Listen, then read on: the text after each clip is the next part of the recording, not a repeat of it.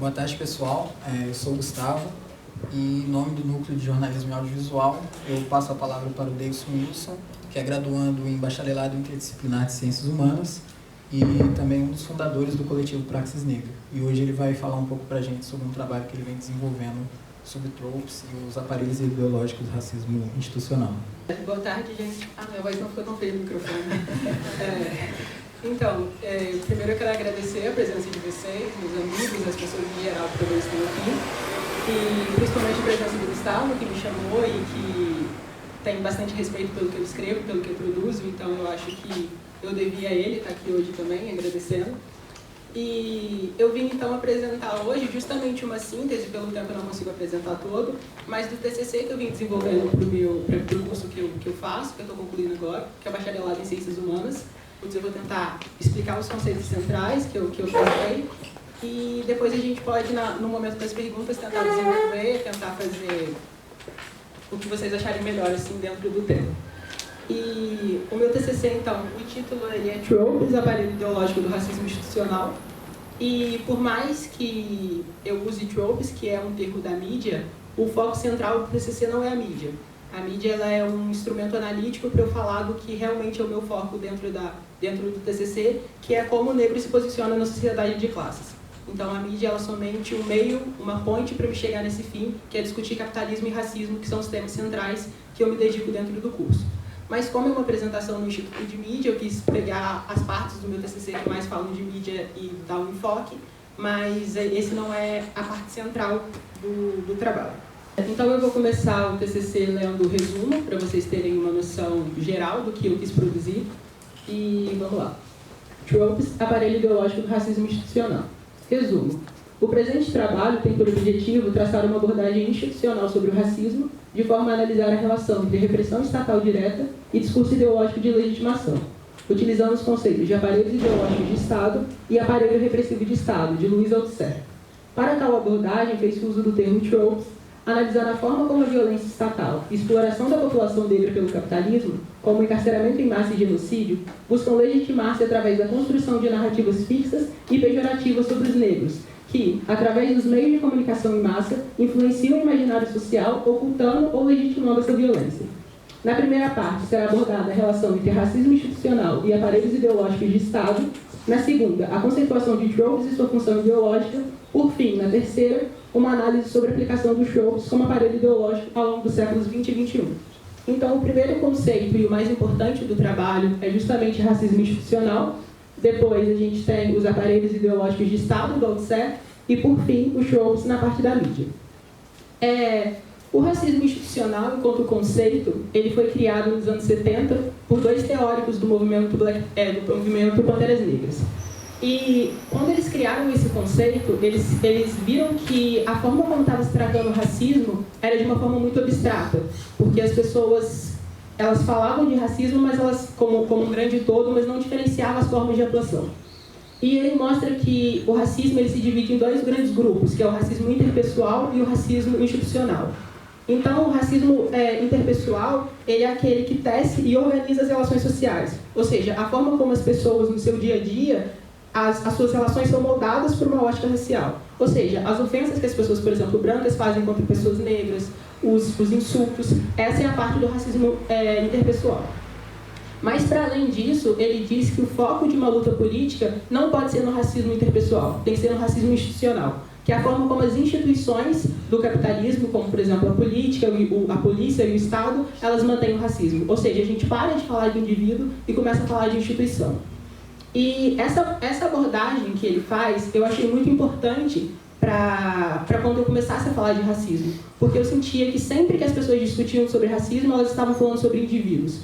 E uma das coisas que a gente mais discute dentro da sociologia é que a sociedade ela não é uma mera soma de indivíduos. Existem coisas para além desse âmbito individual, porque a modernidade ela coloca o indivíduo como esse primado, mas existem coisas para além dele. Existem instituições, existe economia, e foi justamente nesse aspecto do racismo que eu quis focar.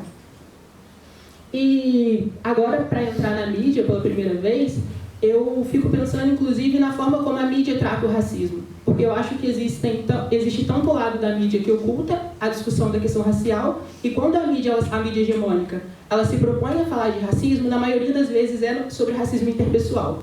E isso é um grande instrumento ideológico, porque você coloca tanto a causa quanto a culpa no indivíduo. E assim ela livra as instituições econômicas que a mídia ela defende, e a gente pensa que numa luta política a gente tem que só conscientizar pessoas brancas, e como se isso bastasse para a questão do racismo melhorar, mas a gente não responsabiliza a própria mídia hegemônica, o próprio Estado capitalista, na manutenção e na forma como ele estrutura o negro dentro da sociedade de classes. E foi justamente esse o foco do meu TCC. Em momento algum eu vou falar de indivíduos, eu vou falar de instituição e como a instituição ela mantém a questão racial dentro da sociedade de classes. E o segundo termo, depois de racismo institucional, eu não sei se ficou bem claro, mas é basicamente isso, um foca no indivíduo e o outro foca nas instituições. É a diferenciação que o Althusser faz entre aparelho repressivo de Estado e aparelho ideológico de Estado. O aparelho repressivo de Estado é aquele que age predominantemente pela violência, que é, por exemplo, o exército, a polícia, o judiciário. E no caso do racismo, a forma como esse aparelho repressivo ele age é através do encarceramento em massa da população e do genocídio. Já o aparelho ideológico de Estado é aquele que age pelo convencimento e não pela força. E um dos aparelhos centrais da modernidade é justamente a mídia. E ele mostra como esses dois entes eles andam de mãos juntas. Porque o Estado ele não pode se manter, ele não pode ter uma legitimação popular se ele for somente repressivo. Ele também precisa justificar suas ações. E ele justifica justamente através do aparelho ideológico. Então, aqui no caso do racismo, no aparelho repressivo você tem o encarceramento de negros, você tem a morte de negros, e no caso da mídia você tem a construção do negro bandido que legitima essa prática. Então, o tempo todo, quanto mais você tem intensificação no aparelho repressivo, mais você também tem uma intensificação no aparelho ideológico. Então, esses dois entes, eles agem de forma dialética. E dentro do aparelho ideológico de Estado, eu fiz um novo recorte que foi justamente os tropes. Esse termo, ele designa quando você faz uma descrição de um objeto, não na sua literalidade, mas através de metáforas. Então, no caso da mídia, ele é justamente quando você começa a criar construções fixas e padronizadas, tanto sobre a estrutura de um filme, novela, quanto sobre personalidades, sobre personagens. Então, por exemplo, você tem alguns padrões fixos no cinema que são facilmente reconhecidos pelo público. Por exemplo, momentos de conturbação, logo depois você tem um final feliz, tem a saga do herói, que é algo que é muito comum. Então você tem essas espécies de clichês narrativos que faz com que o público facilmente reconheça. São vários filmes, mas que seguem uma mesma narrativa comum. Só que isso não fica só na construção de um filme, isso também fica na construção de personagens. Então você começa, a partir da repetição, a criar associações entre tipos de personagem e tipos de características morais. Isso é justamente na construção que a mídia faz sobre o negro. Então você começa, através de diversas novelas, de diversos filmes, a relacionar os negros a questões pejorativas, como, por exemplo, o crime, como a violência. Isso influencia diretamente o imaginário social e legitima quando o negro é vítima desses problemas, como encarceramento e genocídio. E os tropes, eles não podem ser analisados no primeiro momento como sendo algo bom ou ruim, porque eles criam essas narrativas fixas, só que dependendo do grupo que você está falando, isso não tem nenhuma interferência política. Por exemplo, algumas características que a mídia faz sobre pessoas brancas, por mais que possa ser uma característica comum, isso não é seguido de uma política de perseguição àquele grupo. Mas quando a gente fala de minorias sociais em direitos, como, por exemplo, negros e LGBTs, essa é uma construção predominantemente negativa. Então a gente já não pode falar sobre tropes dentro de uma abstração, mas já colocando eles em um evento negativo, quando relacionado a negros, relacionados a LGBTs e relacionados a mulheres.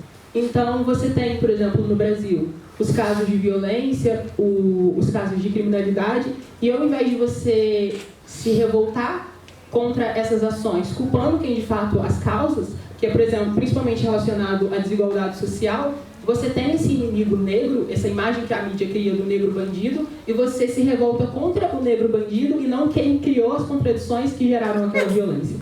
Bom, eu, enquanto estudante de jornalismo, e analisando as questões das eleições, e analisando as questões do negro se afirmar nos espaços, né, como você disse, a de mídia e também a de educação, eu entendo que a nossa presença ela se faz necessária, mas mais do que a presença é como a gente usa essa presença, é como a gente se faz ser ouvido ou como nos deixam ouvir. Porque muitas vezes a gente entra num espaço desse, discutindo um assunto tão complexo e caro como esse do racismo, e às vezes a gente olha para a plateia de um modo geral e vê poucas pessoas brancas, a gente vê pouca representatividade, não só no sentido vertical, mas como no sentido horizontal também. E eu e o Davidson, a gente tem algumas questões que a gente não concorda tanto assim, mas eu entendo a representatividade como ela sendo um caminho para falar justamente sobre a questão do encarceramento, como a questão do genocídio, como a questão do empoderamento da pessoa negra. E eu acho que, assim, a mídia, mesmo hegemônica, às vezes ela abre algumas concessões para a questão de representatividade, só que é sempre, é o que eu disse no início da minha frase, no início da minha fala, a gente vai discutir racismo, mas a gente vai discutir racismo interpessoal. Vai estar a Fátima Bernardes falando sobre apropriação cultural. Mas agora discutir como a polícia branca, que respeita o capitalismo, mata negros, isso a mídia não vai permitir. E para mim esse é um problema central, talvez até mais central que a questão do racismo interpessoal. Então, assim, eu acho que se existe uma resistência na mídia, não é pela mídia hegemônica. Uma vez que a mídia hegemônica, ela também é um poder econômico. Entende? Ela não é só mídia.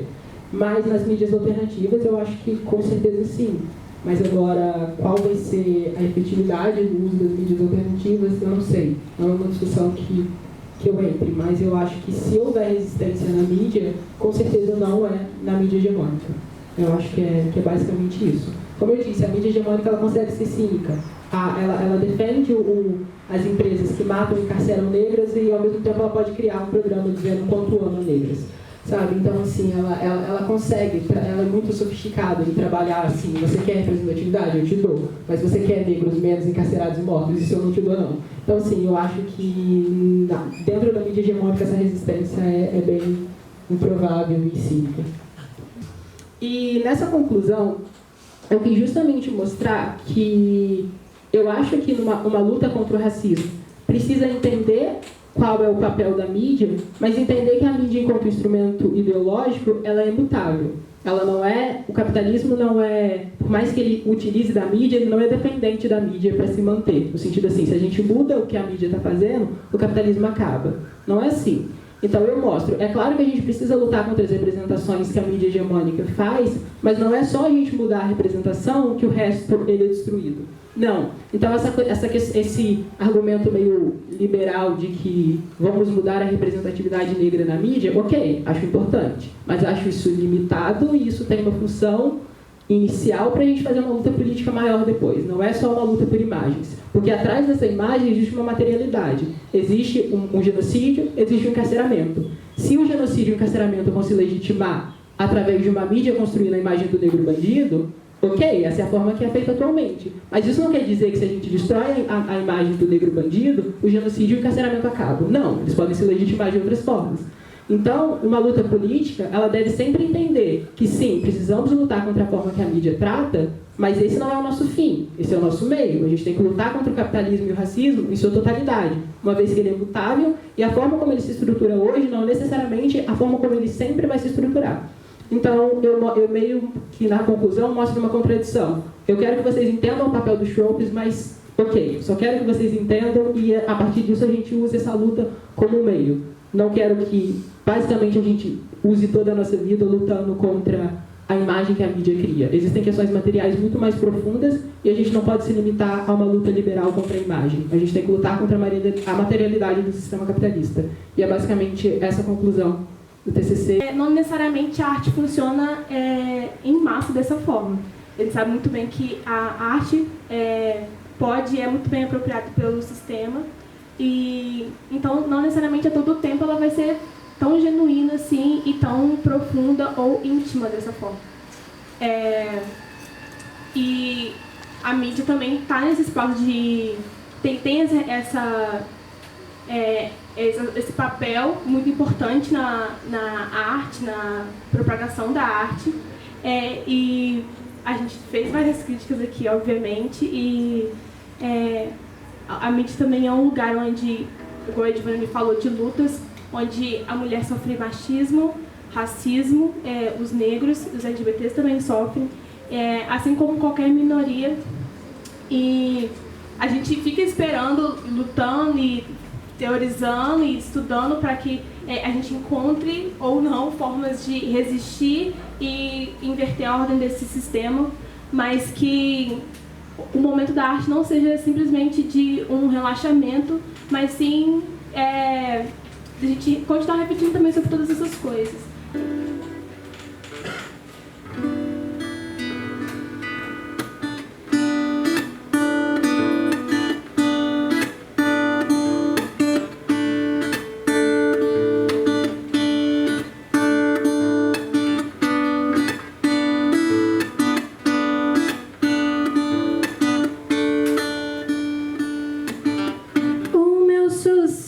Até você, no palco do meu coração. Meu sucesso é ser você, o verso da minha canção. Meu sucesso é ser você, meu pensamento de toda manhã. Meu sucesso é que você é meu chazinho de hortelã.